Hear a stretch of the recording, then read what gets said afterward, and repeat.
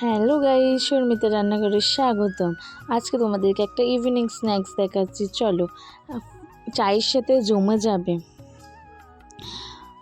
ফার্স্টে কটা আমি চিংড়ি মাছ নিয়েছি, সেই চিংড়ি মাছগুলোকে ভালো করে ছাড়িয়ে নিচ্ছি পরিষ্কার করে। সবগুলো চিংড়ি মাছ আমি একে একে ছাড়িয়ে নিয়েছি।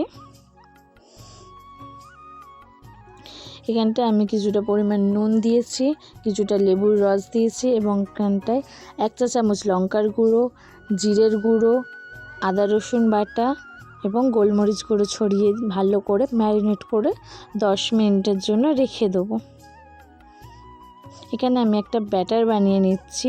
ফার্স্টে আমি 1 কাপ মতো ময়দা নিলাম এবং কর্নফ্লাওয়ার নিচ্ছি 1 কাপ মতো, কিছুটা পরিমাণ নুন এবং গোলমরিচ গুঁড়ো ছড়িয়ে এবং লঙ্কা কুচি দিয়ে নিয়েছি এবং স্বাদের জন্য একটুখানি গরম মশলার গুঁড়ো নিয়েছি। তারপর অল্প অল্প জল দিয়ে এবার ব্যাটারটাকে গুলে নেব।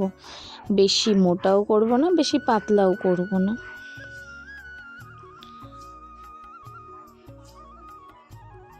একটা ব্যাটার তৈরি করে নিয়েছি। তারপর আমি একটা প্যান নিয়ে তার মধ্যে সাদা তেল দিয়ে নিয়েছি। এবার গরম করে নিচ্ছি। এবার ব্যাটারটা চুবিয়ে চিংড়ি মাছগুলো ব্যাটারটা চুবিয়ে এবার তেলের মধ্যে ছেড়ে দেবো।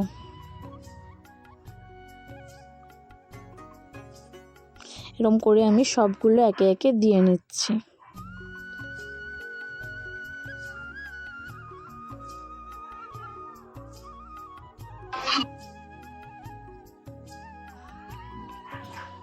দিয়ে সবগুলো এবার লাল লাল করে একটু ভেজে নেবো হালকা মতো।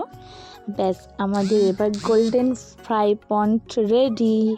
কেমন লাগলো কমেন্টে জানিও কিন্তু বন্ধুরা। আর কে কী রেসিপি চাও আমাকে কমেন্টে জানাও।